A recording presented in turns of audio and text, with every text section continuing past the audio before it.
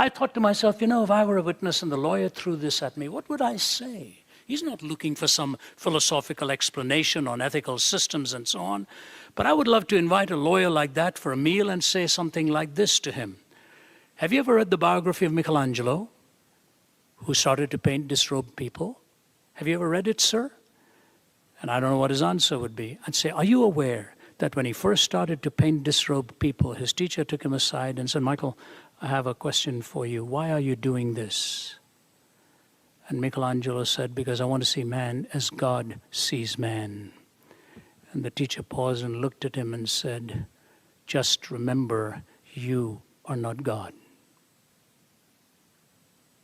He put enough of a caution to remind him that there had to be a block somewhere in this kind of reasoning, else it would move into a way of thinking that would see no difference between an artistic expression and the provocative intent of a pervert whose sole purpose is to so plant the human body in front of young minds, and now younger and younger and younger, till they so prostitute these young minds and pervert them and get them enslaved to an idea and to be possessed by this kind of a passion that marriages are broken up, relationships are ruptured, people will spend money and money after money after money till they are totally broke and find themselves so helpless for what has now been planted in their memory bank, so that every time they look upon a person of that opposite sex, nothing but the rewind button goes and the nudity picture comes into their mind again and again,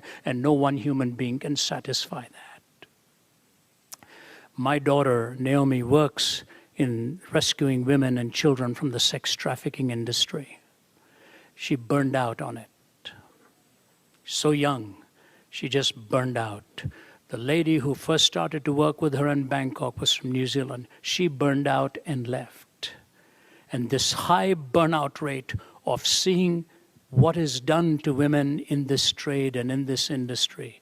And she said to me, Dad, in almost every case that I see, the men who use this and are involved in it are men who first got trapped into it in the pornography industry.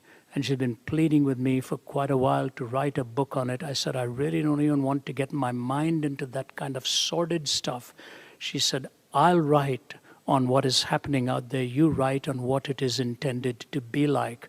We have to get it out there.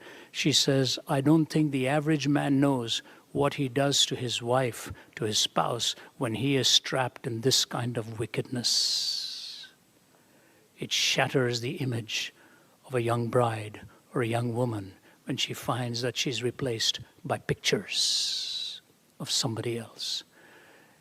C.S. Lewis dealt with this idea, and so here's this pornographer justifying this. But you see, here's what I want to say to you.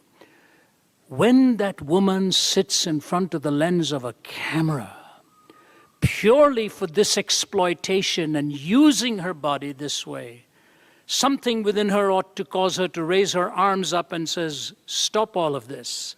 I can't do this anymore. But the reason she won't is because when secularization has done the damage that it is going to do, it will produce a generation without a sense of shame.